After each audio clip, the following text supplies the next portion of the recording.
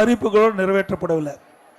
ஆனால் இன்றைய முதலமைச்சர் திராவிட முன்னேற்ற கழக தலைவர் திரு ஸ்டாலின் அவர்கள் 98% அறிவிப்பை நிறைவேற்றப்பட்டதாக ஒரு பச்சை பொய்யை முழு பூசணிக்காயை சோற்றில் மறைத்துக் கொண்டிருக்கின்றார். உண்மைதானே? அவர் கொடுத்த வாக்குறுதி நிறைவேற்றிருக்கிறதா? உதாரணத்துக்கு இது கிராம நிறைந்த பகுதி. 100 நாள் வேலை திட்டத்தை 150 நாளாக உயர்த்தப்படும் என்று அந்த தேர்தல் அறிவிப்பில் வெளியிட்டார, நிறைவேற்றினாராமா?